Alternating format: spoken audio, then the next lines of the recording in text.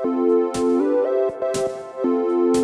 this is Mich Hancock, and you are listening to MichMash, a place where I get to talk to the weird, wacky, wonderful people of this world, people I adore and want to know more about. Today, my guest is Jean Storlie. Jean is the president of Storlietelling. She designs and facilitates processes to enable creative collaboration in solving business challenges. Hello, Jean. Hi. So what does that mean? What does that mean we can solve our business challenges by storytelling? Yeah, well, the problems could be strategic or innovation, possibly technical or marketing communications. Whatever it is that a team is trying to crack the code on, I can come in and help them combine analytical rigor along with stories to spark wild imagination and shed new light and different insights on, tackling those challenges. And so what I do is I weave a variety of story-based techniques into the creative problem-solving process and help them, kind of reflect on what they're trying to solve in different ways. Got you. So give me an example. Like if I came to you with an issue in my business, perhaps it's something I feel like I need to communicate better to our clients. And do you help us to understand like how to craft a story around that? And are there visuals or what does that look like? Well, the first step would be to clarify the problem to solve because there's no right answers to wrong questions. So there's this diagnostic phase. I like to do a 360 surround on evaluating that problem, perhaps talk to stakeholders who have perspectives on it, kind of get a range of different stories. So that would be a story gathering phase. Probably talk to users, take a look at how competitors are communicating about that same topic, maybe talk to thought leaders. Dig into data. We want to find out, where is the science, if it's a scientific or technical based communication. And so to get all the ducks in a row, and then would probably work with the team, and people would probably be tasked to divvy up those activities and then come together and collaborate and share all their insights. And then while we're doing that, we would be looking for themes, but also looking for what are the stories inside that data. And as the team starts to see those stories, the problem gets more clear, the data makes sense. So like facts and data tell us the what, stories tell us the so what. So that's really the first stage, is clarifying the problem. And then once we have a really precisely defined challenge statement, we're ready for ideation. So that's the second phase of problem solving, is to generate as many ideas as you can about that problem. And stories come in here really well too. I like to use stories as stimulus before we do a round of ideation because stories tap into the imagination. And so the ideas that are generated are going to be more rich. They're probably going to have a greater degree of empathy because stories also evoke compassion, trust, and empathy. Help them understand the user better. So we'll be using a combination of just tried and true brainstorming ideation techniques along with stories to generate lots and lots of ideas. And then we need to use some sort of a deliberate process to converge on what are the most high potential ideas. And then after that, the next stage is testing, developing, and prototyping. Again, stories can be very helpful there. They can help bring the winning ideas to life so that when you communicate it to stakeholders, possibly test it with users, people are imagining what is that idea better than simply giving it the fanciful name that the team came up with and it means something to them, but what does it mean to others? Gotcha. So like the ideas plus a story plus a concept or a story plus a prototype will help people imagine where you're trying to go. And then the last stage is to implement. And then, setting up timelines. You probably need to get other experts involved in, maybe the advertising team or PR marketing team, and let those people do their business, do what they do well and executing that.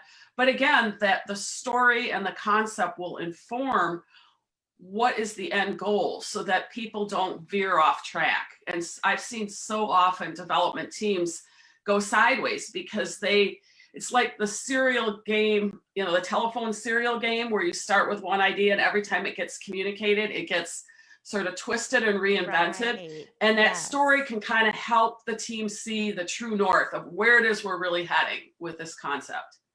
Yeah, well, and if you're dealing with creative people, our minds tend to go in all kinds of places. Right. So keeping us on track, that's a whole other deal. So this is fascinating. And I mean, where did this come from? At what point in your life did you say, I know how I can really help businesses get it together with storytelling? Right. Well, like many of your guests, and I love their stories about how they have mashed, and that's perfect name for your podcast, MichMash, mashed different parts of their life together to end up doing these really creative things. And my story is somewhat the same. So my training and an educational background is in the healthcare field. I'm a registered dietitian and I have a master's degree in exercise science. And I spent the first decade of my career leading wellness programs. And then I began to evolve more into being a health and nutrition communicator. And I spent about a decade doing that type of work. And then I got hired by General Mills. And I spent 13 years in the company working on health communications, but also helping the business teams identify innovation around health that they could use to message. So for example, the Cheerios heart health message is based on a clinical study that shows that Cheerios is the only ready-to-eat cereal that helps to lower cholesterol. But that message is put together in this very creative way that's really true to the brand essence of Cheerios, which is kind of pure, simple food, wholesome, good. It's a food that babies eat, the first food they eat, and then here it's good later on in life to take care of your heart. And all of those advertisements really evoke that emotional side of heart health, as opposed to someone coming out in a lab coat and saying, this is good for you. So I certainly didn't come up with that ad. That was brilliant creatives and the advertising agencies. But I would sit in on team meetings, helping them translate the science so that they could understand what boundaries they could play in order to let their creative side go. And if they went too creative, then, the science really doesn't quite support that direction. So anyway, after having worked on a number of those kinds of projects, I really did fall in love with innovation, just this connecting the dots between the scientific and emotional side of health. Well, in 2012, then I got laid off. And I call this my opportunity disguised as loss. I love it. I'd had a wonderful run there at the company.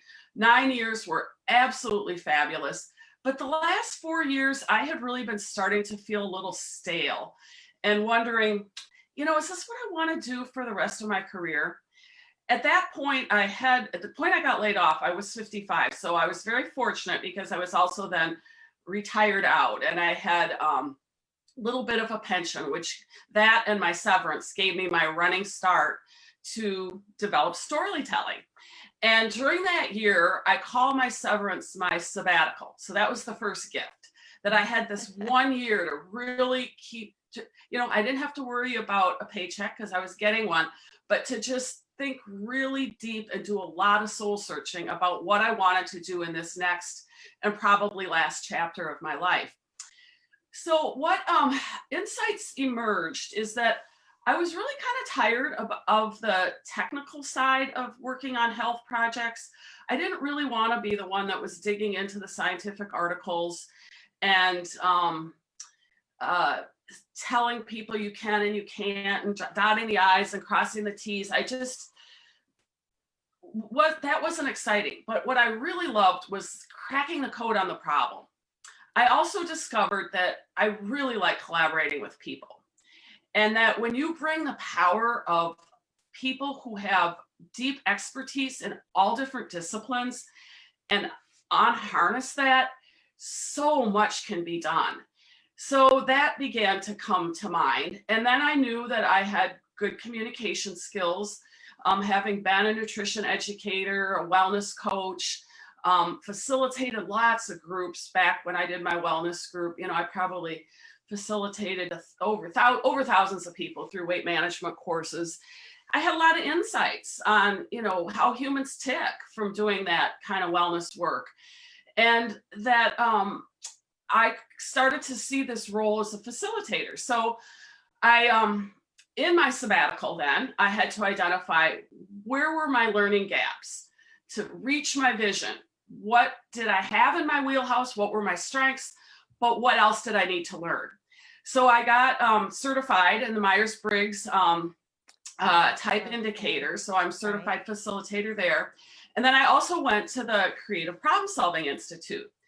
And that's when I met this whole fascinating community of creative professionals. I went initially for the training, but while I was there, I found my tribe. So I was going to just do level 1 training. The next 2 years, I went back. So I did all 3 levels of their training. And then I've kept going. I also met a woman, Mimi Sherlock, who became my co-author. And I'll come back to my book a little bit later. But there was one more key part of my learning journey.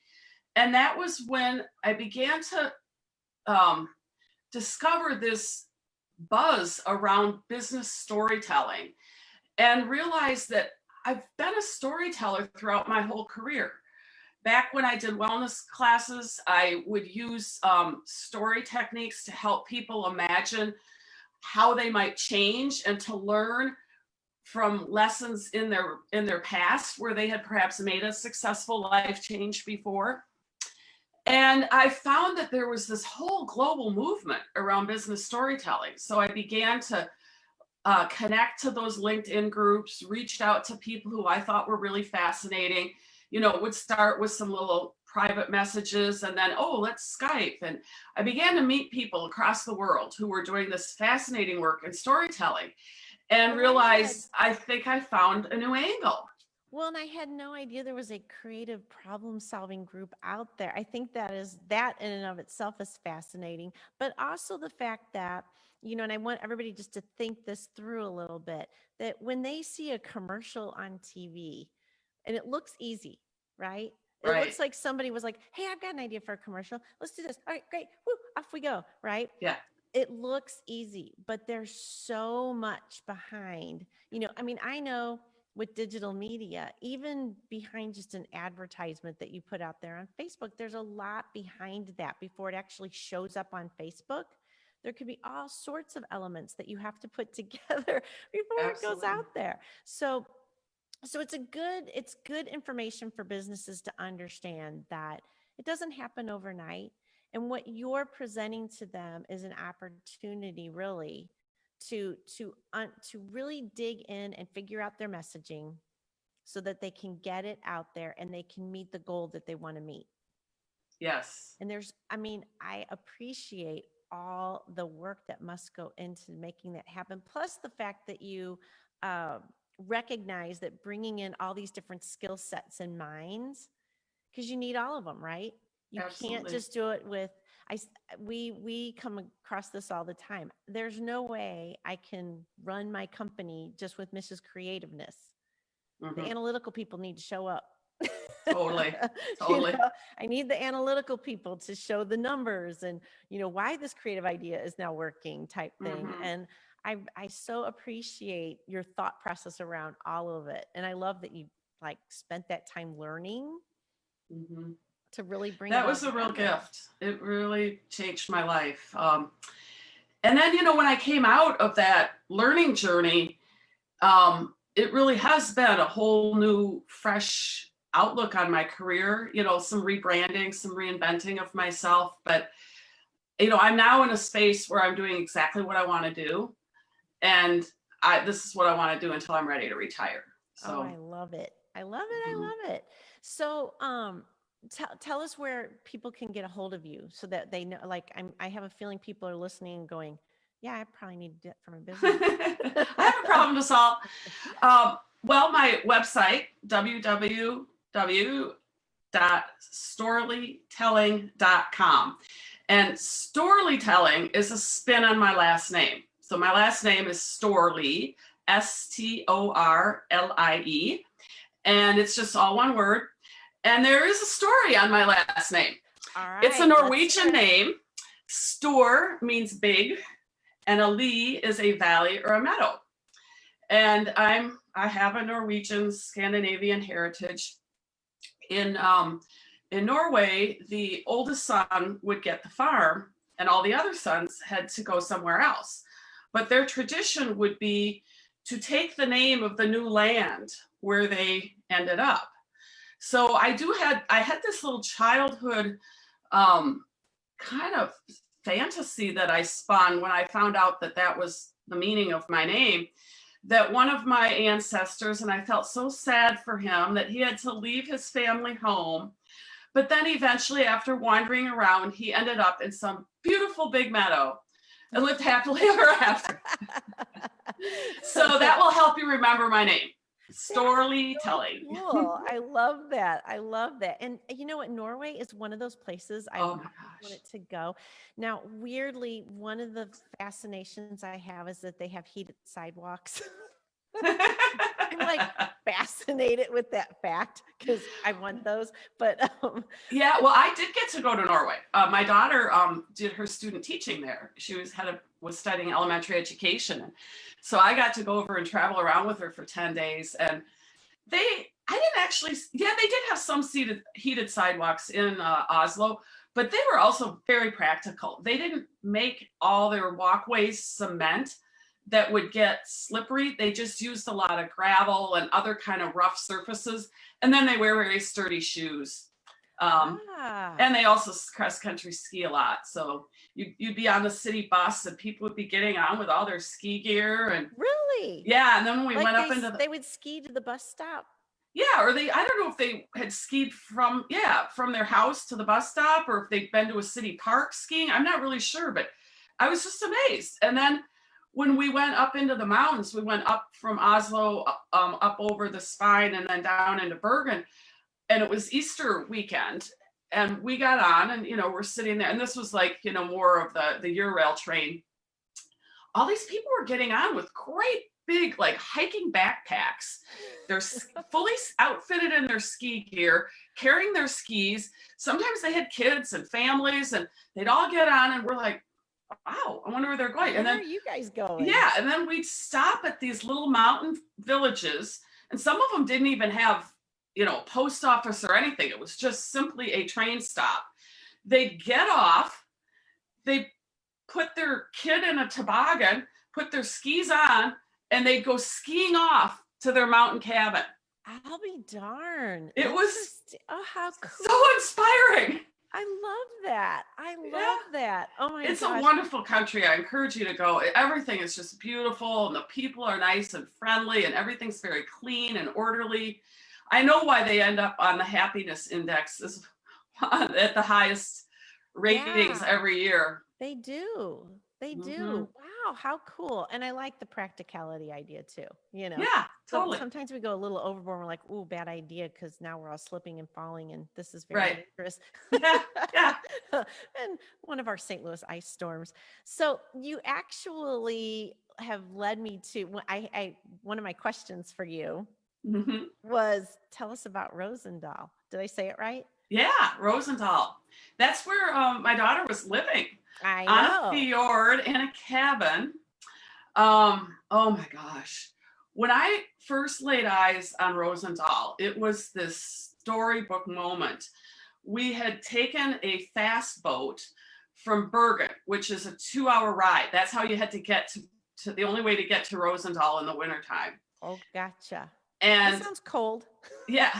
Well, it was, they had it warm in there. And of course you dress up, Right. Those of us who live in northern climates, we always say, there's no bad weather, just bad clothing. So gotta dress right. Thought. Yeah. And then you can get there.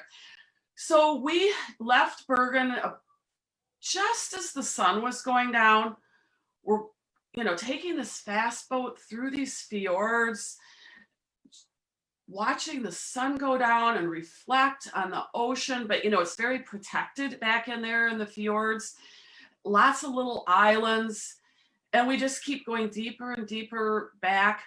The sun is completely gone. Just as the sun goes down, a full moon is arising. Ooh. And as we pull into Bergen, it's a village that sits with, there's two mountains that come up from behind where the docking area is, and they form like a W.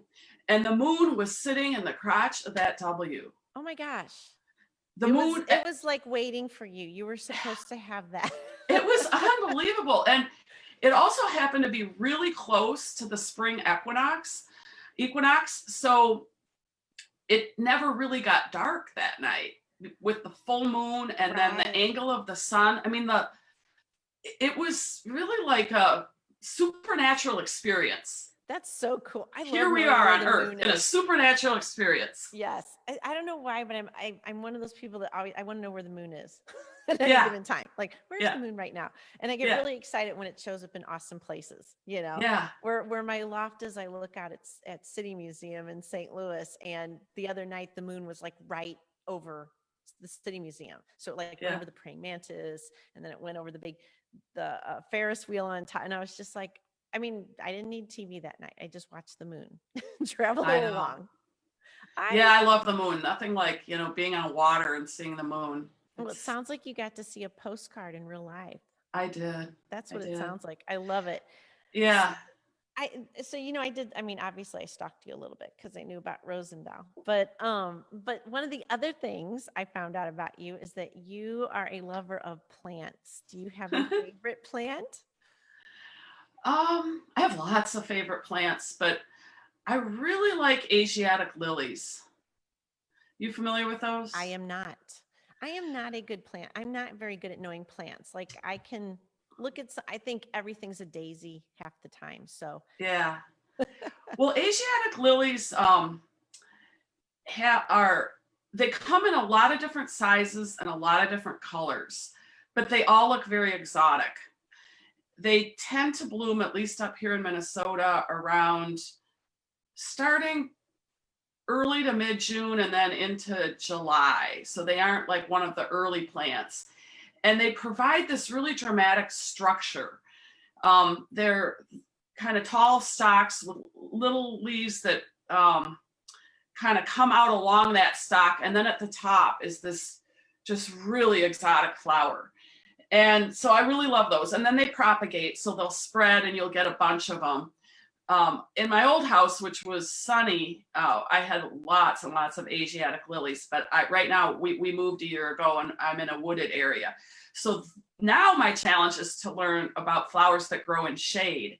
So this summer during COVID, we got into a bit of a landscaping project. We live on a creek, and when we moved in, it was all just kind of boggy and marshy. And if you walk to the creek, you're going to kind of wreck the soles of your shoes because they'd be all filled with brown mud or brown water. And you also couldn't really see the creek bank very well because of all these weeds. So we cleared out those weeds, built a patio and a path. And then I began to think about what flowers I put down there. And one of my favorite childhood flowers is lilies of the valley. Can you imagine those?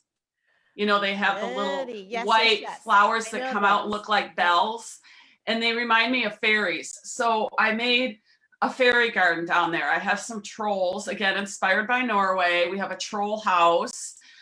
We have a couple different trolls that are kind of hidden in the trees. And then there's a fairy down there too. And so I'm kind of coming up now with this whole different type of garden theme that is around, woodland and shade and these kind of secret little plantings that you have to look at a little bit hard. They're a little more subtle than those big dramatic Asiatic lilies. fun. It's like a little adventure in your It own is. backyard. I love that. All right. So I have another question for you. And I was wondering if you could give us a story gem. Okay, well, first I need to define a story gem. Yes. I call story gems, I came up with this term, that they're raw story ideas, and they may or may not have the, fully turn into a story, but they have the potential to. And it's a tool that I use to help participants who I'm teaching storytelling techniques to just mind their life or their work or their business, their company, whatever, they're trying to find stories for, to just be non-critical at that early stage. Just no idea is a bad idea. Just start. Yeah, no idea is a bad idea. Right? Yeah. So I will feed them a variety of story prompts, like, did you ever have a near accident, a near disaster? Did you a favorite teacher, a best friend, an exotic place you went to? And as they just, those prompts conjure different memories that people have, to just jot down, 2-3 words, and that's a story gem. That's the essence of it. And then what we do is we pick up those gems and look at them from different facets. What's the deeper meaning in this story? How might it be applied? Does it have any connection to the problem I'm trying to solve or to the communication I'm trying to deliver? And sometimes connections just fall right into place. And sometimes you go, it's a great story, but I don't know that it fits, or I don't really see the meaning. Yeah. And so that's one of the exercises we go through. So I love to have people imagine, just keep filling up your story chest with gems. And maybe that first day you look at the gem, it won't really feel like it can turn into a story, but maybe in 2 years it will. So hold on to all those gems. It's amazing. And I'm with you, because, with what we do at TEDx talks, there's many times where it's like, we need that story. The story helps to carry the idea through, because you're giving this gift to the audience of this idea.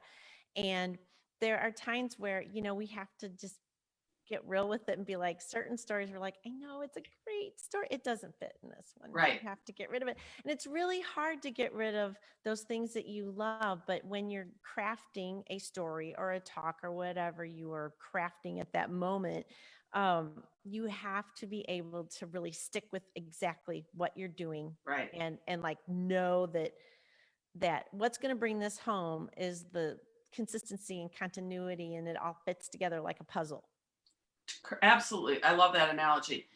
I think that I think of too as a strategic intent, that when you're doing business storytelling, you do need to have a point to your story. Otherwise, going off on tangents with irrelevant stories is going to really annoy your audience and undermine your credibility. Exactly. Because it feels more self-serving, and you don't want it to be self-serving. You have to consider your audience. I love it. Well, Jean, this has been fascinating. I thank you so much for your time today. I loved learning about this. It is it sounds way fun, first of all. It is fun. It sounds like so much fun. I know it's a lot of work at the same time, but I can tell you're living your passion, ma'am. Mm-hmm. Very cool. And one thing we didn't talk about is my book. Oh yeah, so tell us about your book. Yeah, so the title of my book is called Once Upon an Innovation, a business storytelling guidebook to creative problem solving. Awesome. And so the book is really a culmination of everything we've been talking about. I met my author, Mimi Sherlock, at the Creative Problem Solving Institute. We met in a cafeteria, and we had this intensely creative, productive, but very fast lunch, sitting next to the tray line with, lots of noise and clatter in the background. But we just had this mind meld where we felt like, wow, there's things we can do together. It took us a few years, and, we had some attempts to do some collaboration, and all of it was incredibly productive. But long and the short of it is that eventually she joined. I had already started writing the book, and then I invited her into the process. And what we did was build a model based on the creative problem solving process, which I talked about, and that's clarify, ideate, develop, and implement. And we wove stories into that process. And so it's a toolkit, a toolbox with different techniques that we break it down and make it really easy for you to bring stories through all that. We have a chapter on visioning, and then those 4 phases of the creative problem solving. And then we have a couple chapters on packaging an idea for stakeholder communication, because half of coming up with a winning idea is the creative team coming up with a really strong idea that's on strategy. But the other part is selling it into an organization. And I think sometimes that's the hardest part. Oh, I agree. I definitely agree. Because you got, I mean, if they don't really, if they can't capture what you're talking about, it's just okay, got it. Let's move on thing. Yeah. And then they kill it. Yeah, exactly. Awesome. And your book's available at your website. And yeah, you can see it on the website. There's also a website for the book, onceuponinnovation.com. You can get it on Amazon. I prefer if people buy it direct from my warehouse, which is, you can get that on the website, because then it's more sustainable. The book only ships once. It goes right from the warehouse rather than shipped to Amazon and then shipped around again. So like it. Love it. Awesome. Well, thank you, Jean. Yes, thank you for reminding me about your book, because that's a big deal. That in and of itself is a lot of work. So yeah, I'll send you a book. I'll send you a book. Yeah, I'll send you my address. Please do, and I will get it out. Awesome. Well, awesome. Thank you, Jean. Thank you so much. Time today. All right. Everyone out there, you've been listening to MichMash Podcast. We love you and adore you. Have an awesome day. Bye. We are done with that part. We're still live on Facebook, but that was great. That was fun. That was really interesting. I love it. And I think, so I love ideating. I love it. It's like, that is one of the most fun things on earth. But then of course, in order to make that worth your time, you have to come up with a plan and implement it at some point. But I love what you're doing. That is just, it's really cool. I'm happy to meet you. I'm happy to meet you, and thank you for the invitation. Where in Minnesota do you live? The Twin Cities. I'm in a little suburb of Minneapolis called Golden Valley. Ooh, well, valleys are big with you, so that makes sense.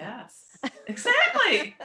Yeah, it's not a big meadow; it's a Golden Valley. It's a Golden Valley. Yeah. But have you lived in St. Louis, or?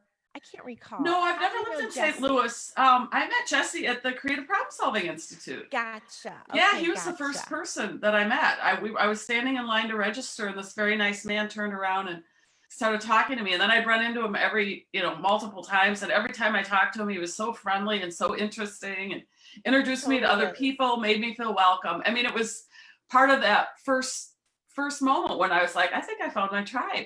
So that's Jesse Barash. Thank you, Jesse, for yes. I will make sure that he sees this. Well, awesome. Yeah. Well, thank you, dear.